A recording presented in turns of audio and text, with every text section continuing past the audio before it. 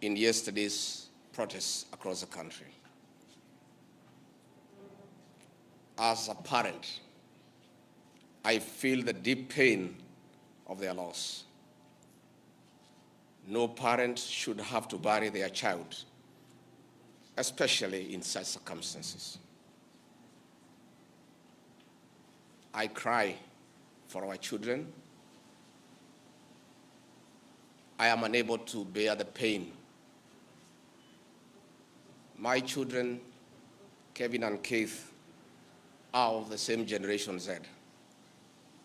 I want to put myself in the shoes of parents who have lost their young children and appreciate the pain, the anguish, the torment. Innocent young children whose only crime was to air their views in a democratic country.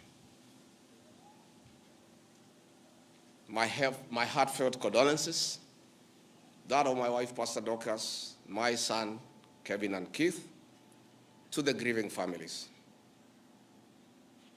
May the Lord give them fortitude, the grace, the strength to bear the pain.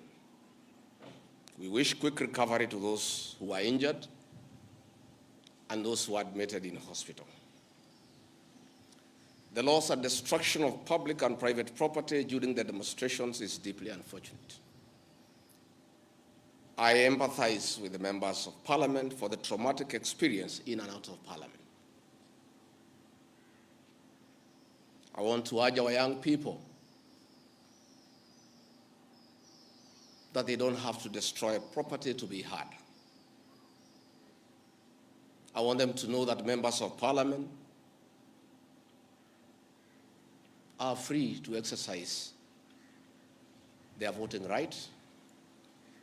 And should anyone have a problem with a member of Parliament for a certain decision that he or she has made, you'll have an opportunity in the next general election to express your displeasure. Most of those offices that have been touched are public offices put up with the public funds. It's very, very unfortunate. The violence witnessed across the country was unnecessary and uncalled for because violence begets violence. It is unfortunate that it had to get to this. Dialogue is critical to avert similar occurrences in the future. It is now time for restraint and reflection to avoid recurrence of these unfortunate and unprecedented events. The decision by our President this evening to withdraw the finance bill after listening to the people of Kenya is the new beginning that should nurture the culture of consultation and engagement. The President, in his own admission, has listened to the people and admitted there was a problem, that the people were opposed to the bill in its entirety. It is also the beginning of acknowledging that there is a disconnect between the people and their government. I really want to thank the President for listening to the people as he should be. The President, myself, and elected leaders are servants of the people. Going forward, this should be the norm, listening to the people. I'm on record for the last 3 months of asking leaders to listen to the ground. And I'm happy that my boss, my President, has listened to the people of Kenya. As a truthful and honest man, I must acknowledge that we must engage Generation Z and other young people and all Kenyans, including the church, business community, on critical issues facing them. It seems that either we have not listened enough or we have not communicated our intentions effectively, yet many have voiced their concerns. I would like to take this opportunity to ask our leaders to stop the culture of castigating the people with different views and opinions. It is time for leaders to tone down and stop the habit of talking down to the people. And this brings me to the critical issue why I've called this press conference. As Deputy President of the Republic of Kenya, I and President William Ruto were on the ballot and were given a mandate by the people of Kenya directly. I am an elected Deputy President, I'm not appointed. I therefore have a responsibility to the people of Kenya, and that responsibility is informed by my belief that honesty and truth are critical components of leadership. We have lost lives, property destroyed, anarchy, fear, uncertainty. How did we get here?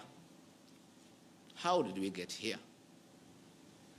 We were just elected the other day as a very popular government. Where did the rain begin to beat us? Where did we stop listening to the people? President William Ruto and I were the darling of the Kenyan people. By listening to them, by engaging them.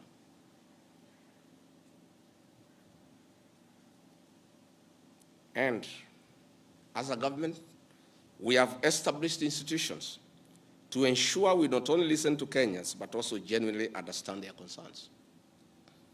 We invest significant resources in these institutions, particularly the National Intelligence Service, for this purpose.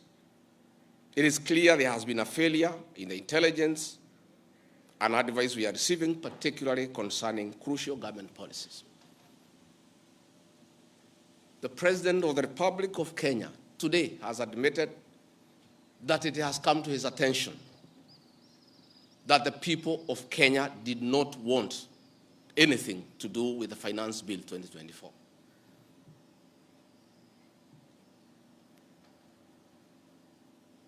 The President has now agreed that we need to listen to the people. And I sympathize with my boss, President William Ruto, because this information was not available to him. I know President William Ruto. Had he known 2 months ago that the people of Kenya did not want anything to do with the Finance Bill 2024, he would not have asked his parliamentary party to push it through. Yet, we have an organization paid by the public to give him and government such information. And that is where the problem is. We have a dysfunctional National Intelligence Service that has exposed the president, the government, and the people of Kenya. Had the National Intelligence Service briefed the president 2 months ago about how the people of Kenya feel about the Finance Bill 2024, so many Kenyans would not have died. Property would not have been destroyed. Offices would not have been touched. There would have been no mayhem. But they slept on the job.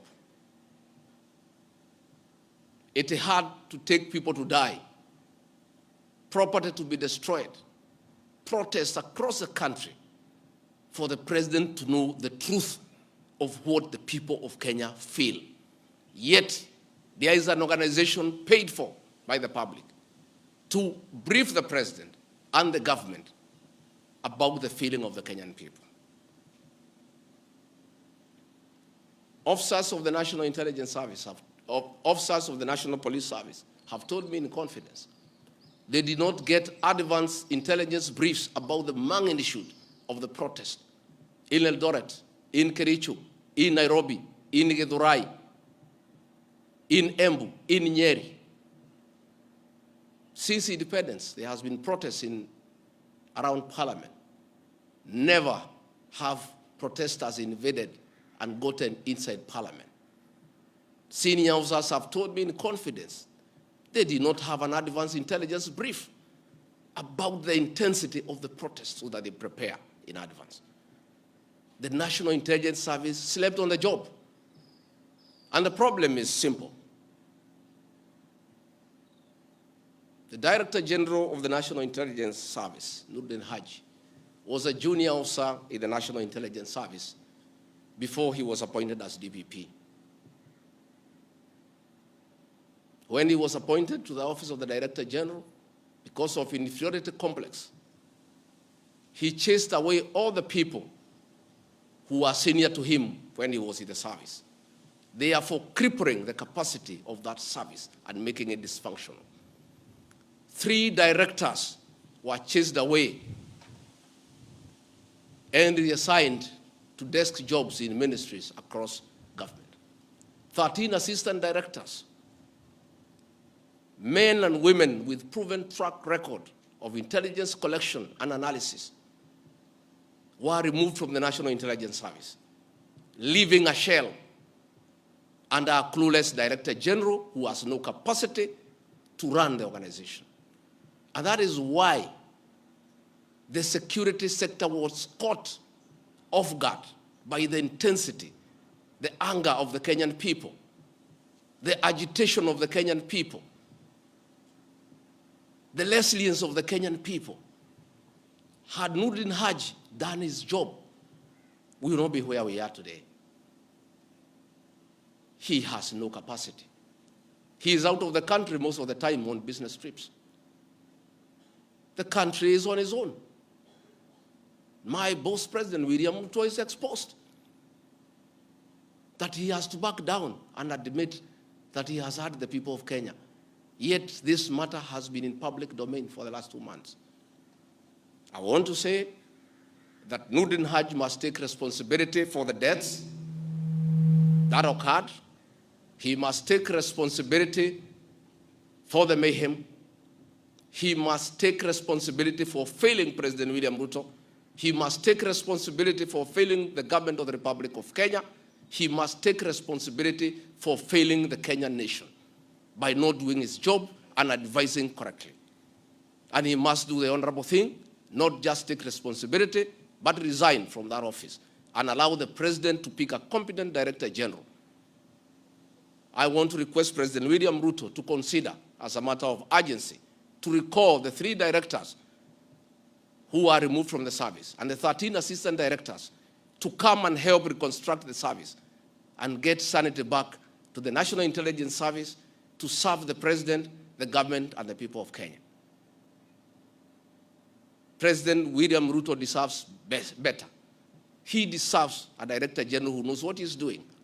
He deserves a National Intelligence Service that is effective and that can analyze situations and keep him and the government informed on what is going on.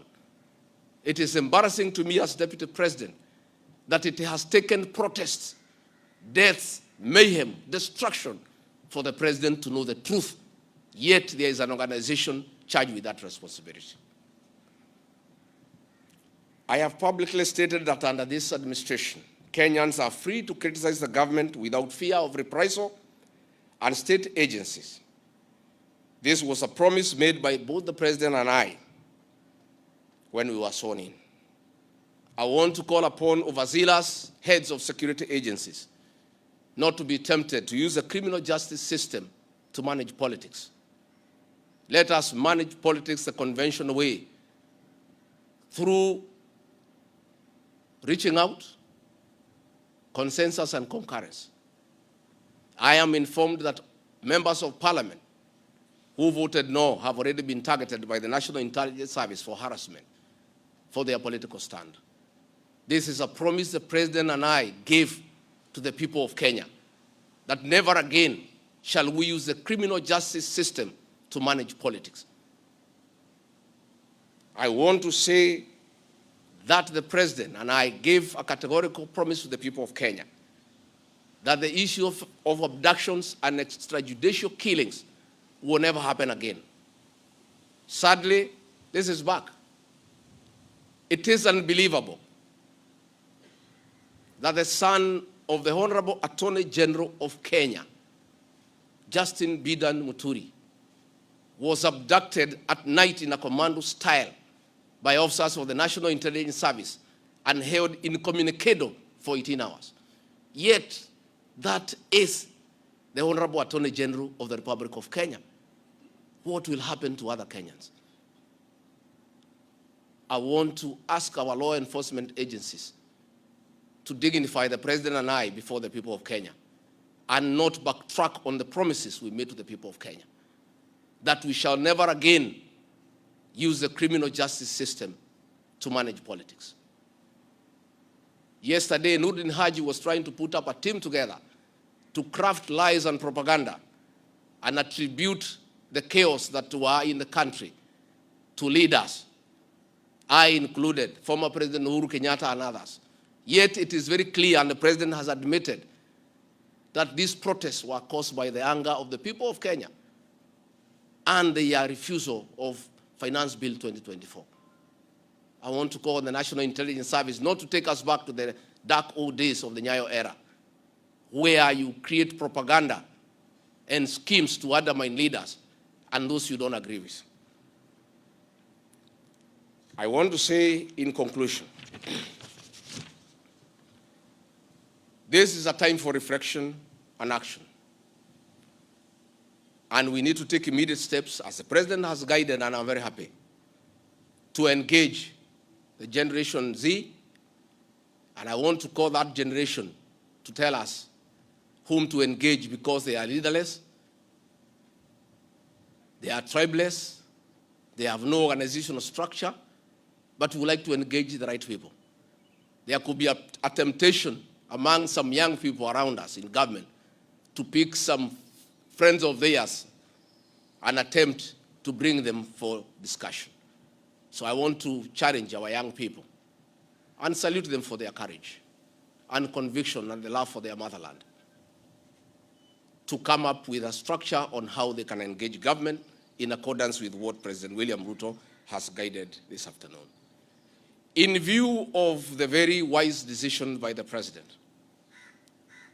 in conformity with the wishes of the Kenyan people, to withdraw Finance Bill 2024 that was in contention, as Deputy President of the Republic of Kenya and a patriotic son of this country, I want to appeal to Generation Z to call off the protests for tomorrow, because their cry has been heard by the president.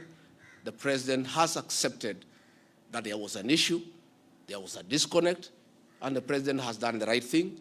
And I think it's only fair that we call off the protest so that we don't have further loss of lives and destruction of property.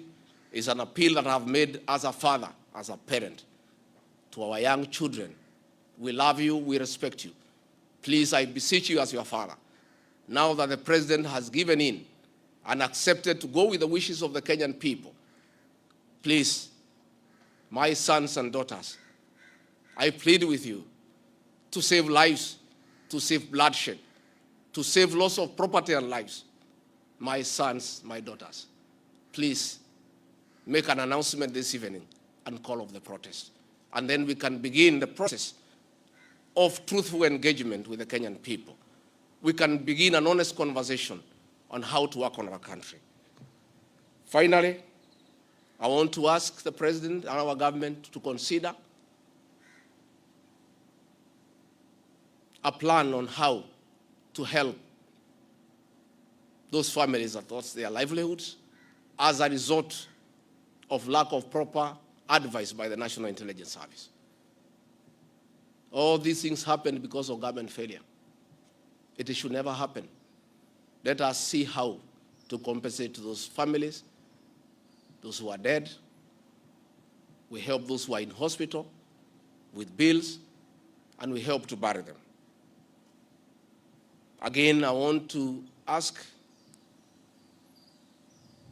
Kenyans not to punish members of parliament for the stand that they took. A government is formed by a political party. Once a government has a program in parliament and decides it is good for the people, members of parliament from that party must toe the line. I don't want you to punish our members of parliament. They just did what is right in terms of our political formation. Allow them to be.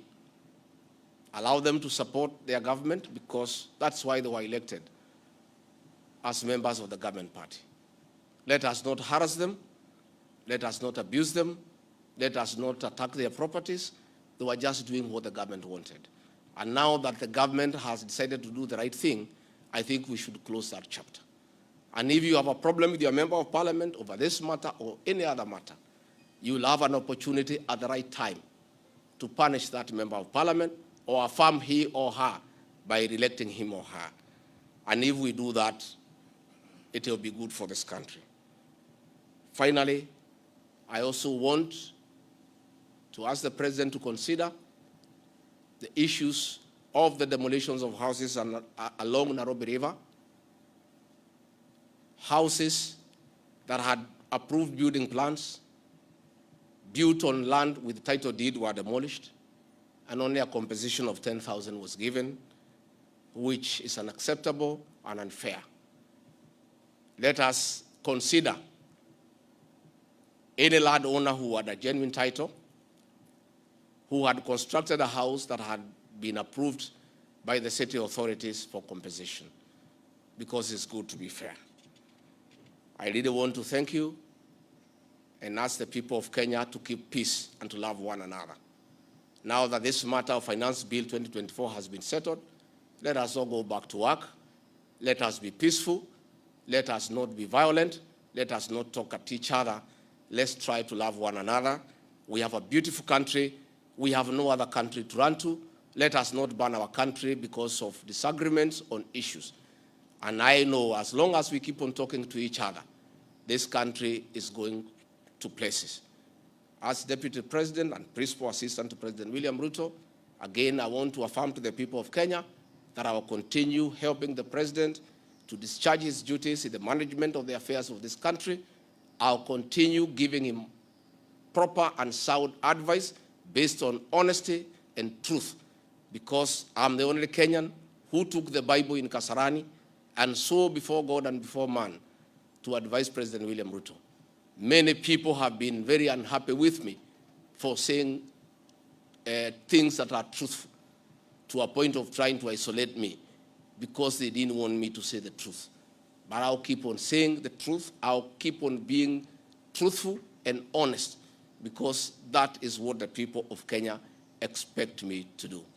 Thank you very much, and good evening. Asanteni sana. Tumeshukuru sana. Thank you.